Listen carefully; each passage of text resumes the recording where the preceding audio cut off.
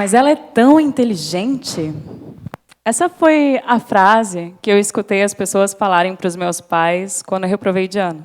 Essa foi a vez que eu entendi que as coisas que importavam para mim de verdade nunca iam ser medidas nas notas das provas. Eu fui uma criança curiosa, bem comunicativa, e eu tinha bastante facilidade para inventar brincadeiras novas com gente diferente de mim. Eu gostava bastante de brincar em lugares novos, lugares que eu não tinha ido antes. E por isso foi muito bom ter crescido com um irmão, mais ou menos da mesma idade, e o que a gente gostava mesmo de fazer era explorar coisas novas perto da gente. A gente gostava muito de acampar no jardim, por exemplo, no jardim de casa. Então, era dormir fora, né? A gente tinha que preparar a nossa mochila, aquele kit de sobrevivência, e sair de casa, e explorar o que fosse, né? E naquele trajeto de uns 10 passos, mais ou menos, até a barraca, da casa até a barraca, a gente conseguia escutar grilo, coruja, tinha até um coral de sapos lá em casa, que ainda tem, porque é muito fácil perceber como eles cantam diferente, mas que tem aquela sintonia entre eles. A gente gostava muito de prestar atenção nas coisas que aconteciam em volta da gente.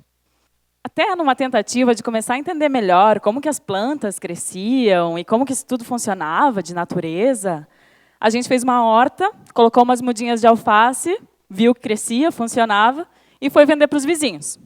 Nessa época, acho que a gente tinha uns 7 ou 8 anos, a gente entendeu como as plantas cresciam, e o que a gente queria mesmo era entender o nosso entorno.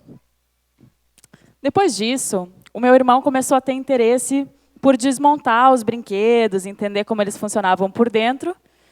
E aí eu comecei a sentar do lado dele, fazer companhia, mas eu comecei a ler. Eu pegava livros e lia histórias que me levavam para outros lugares, super diferentes. E as histórias que eu não lia, eu comecei a inventar. Comecei a gostar muito de escrever.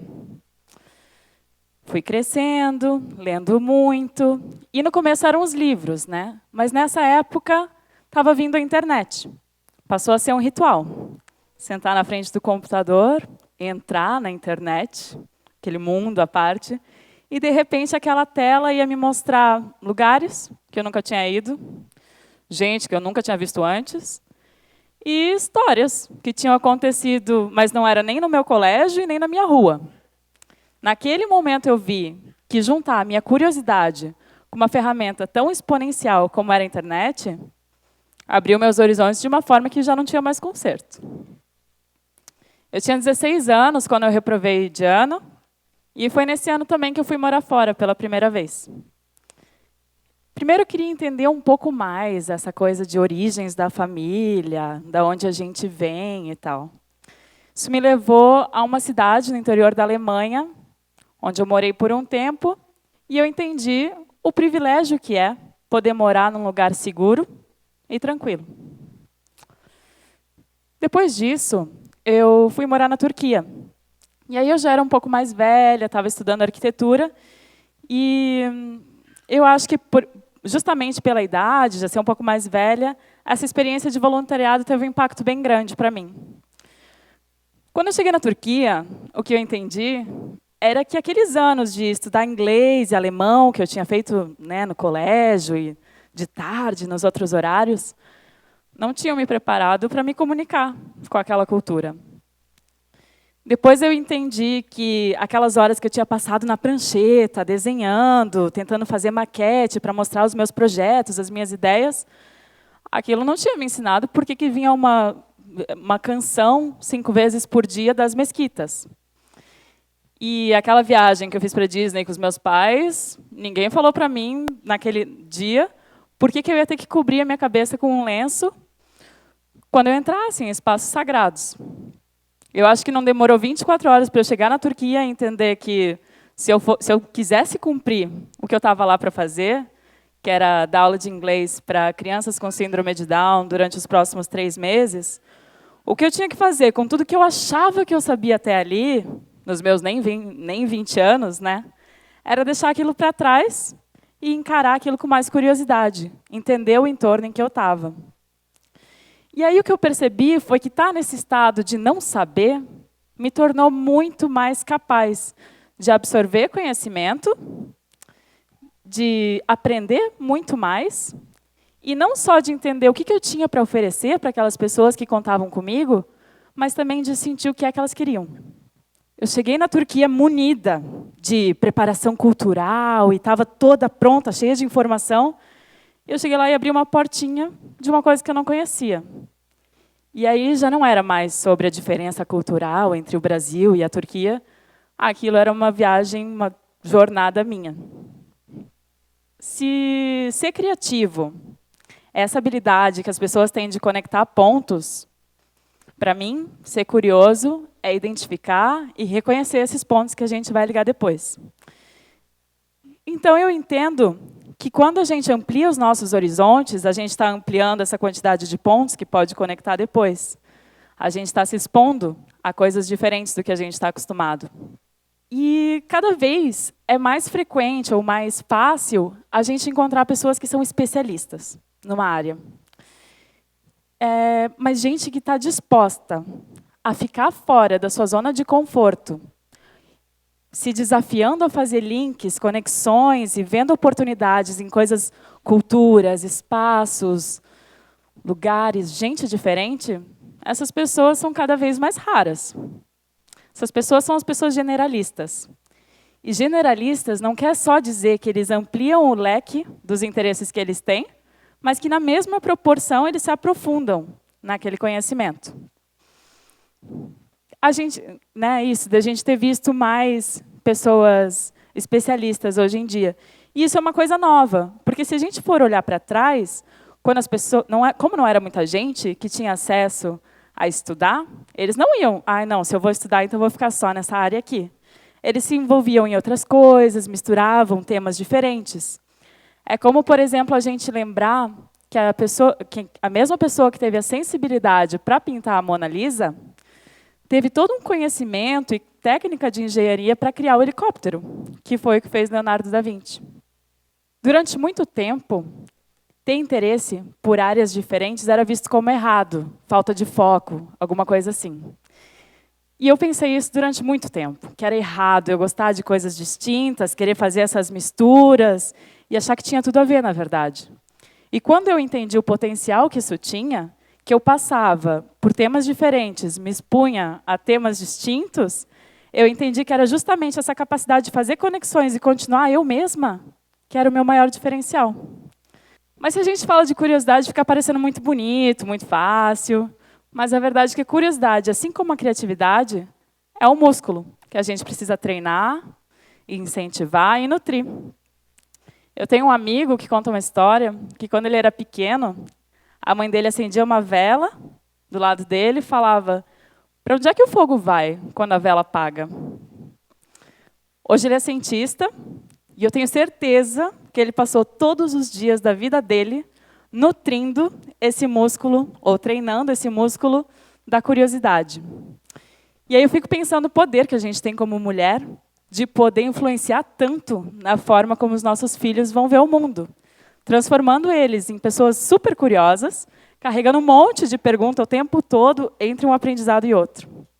Ser curioso é muito mais do que perguntar o porquê das coisas. Isso é para quando a gente é pequeno, tem um vocabulário mais limitado. Mas ser curioso pode ser perguntar quando, como, quem. Mas mais que isso é entender que nunca vai ter uma resposta que vai satisfazer aquela curiosidade de saber um pouco mais. Se a curiosidade é um músculo a ser treinado, estimulado, cabe a cada um de nós entender como que a gente vai nutrir o nosso. Então, eu sempre gostei de histórias e, particularmente, eu tenho muita curiosidade em entender as histórias das pessoas. Isso foi o meu jeito que eu encontrei de manter a minha curiosidade viva. Então, as pessoas que passaram pela minha vida, ou que passam ainda, eu aprendi muito com elas. Eu vivi com elas, eu vivi as histórias delas, e eu acho que várias dessas histórias fazem parte hoje de quem eu sou. Por exemplo, essa experiência na Turquia, quando eu estava morando lá, eu estava hospedada na casa de uma mulher que tinha perdido o filho, com 3 anos, afogado numa piscina. E o que ela e o marido fizeram foi transformar a dor disso na oportunidade de diminuir um pouquinho a dor do próximo. eles criaram um centro de educação para crianças especiais. Depois disso, eu fui para a África do Sul e eu tive uma oportunidade incrível de poder falar sobre privilégios com um grupo de pessoas que chacoalhou completamente o meu jeito de ver o mundo. Depois disso, eu fui voluntária, por exemplo, no berçário de um orfanato. E eu nunca tinha percebido quão poderoso pode ser a gente dar colo. Eu ainda tinha um pouco pendente essa curiosidade pela escrita, fui explorar um pouco mais e acabei juntando um grupo de pessoas. E a gente aprendeu quão poderoso podia ser papel e caneta para falar dos temas que a gente acha mais difícil pôr para fora. Ou só para curtir as boas doses da vida, também pode ser. Sentando numa mesa, explorando sobre sustentabilidade, eu percebi que empatia pode ser também pelas gerações que ainda vão vir, ou pela natureza, o lugar onde a gente mora. Na Suíça, eu tive a oportunidade de facilitar um workshop para refugiados sírios, e ali eu aprendi que, muitas vezes, a coisa mais importante que a gente tem para fazer é agradecer por estar vivo, e entender o valor que tem uma segunda chance para a gente poder recomeçar. Eu ouvi um monte de histórias. Eu adoro ouvir histórias. Muitas vezes é difícil imaginar que essas histórias aconteceram de verdade. Passou a ser impossível ficar alheia ao que era conversado comigo, ao que era compartilhado. O que eu entendi é que a curiosidade não tem que ser uma coisa egoísta, que acaba na gente mesmo. Ela pode e deve ser compartilhada com o mundo, pode se transformar em projetos incríveis para o mundo. Então, eu deixo para vocês uma reflexão de como vocês têm usado a curiosidade de vocês para trazer algo bom para o mundo. O que a gente é, na verdade, é como se fosse uma colcha de retalhos enorme. A gente é uma coleção de coisas. A gente é as músicas que a gente escuta, os livros que a gente lê, os amigos que a gente tem, as conversas que a gente tem com eles, os lugares que a gente visita, os que a gente já visitou, os que quer visitar. A gente é essa combinação de coisas. E quando a gente é curioso, o que a gente faz é que a gente amplia tudo isso, tornando muito mais fácil a gente encontrar a nossa essência de verdade. E quando a gente consegue expressar quem a gente realmente é, fica muito mais fácil para as pessoas se conectarem contigo, criando mais empatia e, muitas vezes, mais confiança.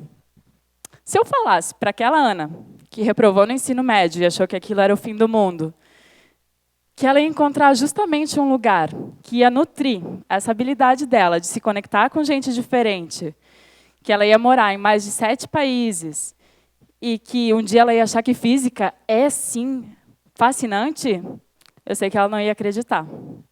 Para aquela Ana, que reprovou, mas aprendeu a viver de um jeito curioso, mesmo que isso não fosse nem medido e nem aprovado pelo colégio, o meu muito obrigada.